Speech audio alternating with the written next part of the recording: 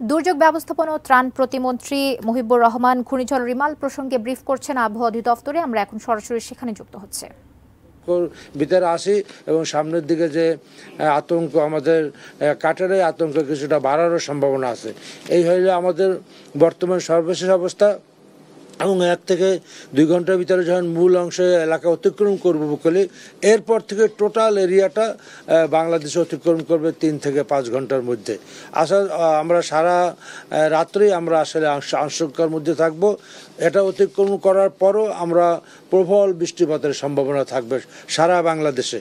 সুতরাং এই বাংলাদেশে সেটাও একটা দুর্যোগের মধ্যে পড়ে। সেখানে জলাবদ্ধতা সৃষ্টি হবে, পৌরসভা বিভিন্ন সিটি কর্পোরেশনগুলি জলাবদ্ধতা হবে, রাস্তাঘাট ট্রাফিক জ্যামের সৃষ্টি হবে, বিভিন্ন রকম অ্যাক্সিডেন্টের মতো বিভিন্ন কারণ ঘটতে পারে। এবং বিশেষ করে এই পাহাড়গুলিতে যেসব আমাদের ল্যান্ডস্লাইডের হওয়ার সমূহ সম্ভাবনা আছে এবং এগুলিকে লক্ষ্য করে আমরা ফায়ার সার্ভিস, আমাদের সেনাবাহিনী, কোস্টগার্ড এগুলো আমরা সবাই কাজ করতেছি।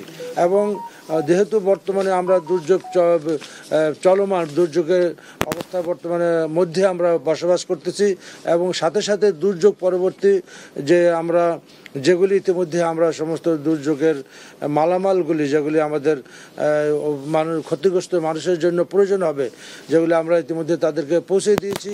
এবং বাড়তি কি লাগে এই জন্য আমরা প্রতিনিয়ত আমাদের আপনাদের দুর্যোগ মন্ত্রণালয় সচিবালয় আমাদের সচিবের নেতৃত্বে কাজ করতেছে এবং আমাদের মহাখালী যে আমাদের যেখান থেকে সারা বাংলাদেশে আমাদের এই যে জিনিসগুলি ডিস্ট্রিবিউট হয় সেখানে আমাদের ডিজির নেতৃত্বে কাজ চলতেছে।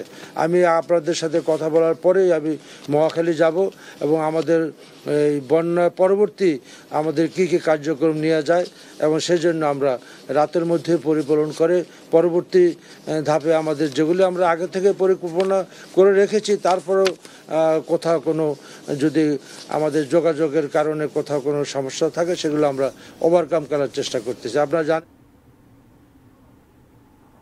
ইন্টার মিনিস্টার মিটিং করেছি, বাংলাদেশের সমস্ত মন্ত্রণালয়ের প্রতিনিধি তারা এসেছে এবং সবাই যার যার দায়িত্ব যার যেখানে দায়িত্ব সেটা সমন্বিতভাবে করতেছে।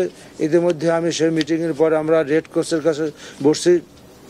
রেড ক্রসের একটা বড় অবকাঠামো এবং তাদের মানব সম্পদ স্বেচ্ছাসেবকের সাথে জড়িত।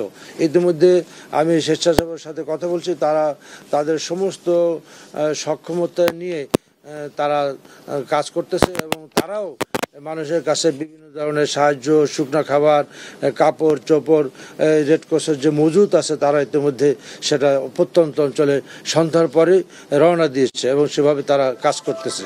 এরপর আমরা সিপিবির সাথে সন্ধ্যার পরে আমরা সিপিবির সাথে কথা বলছি। আমাদের যে প্রায় 80,000 যে স্বেচ্ছাসেবক যারা মাঠে আছে তারা মাঠে কাজ করতেছে।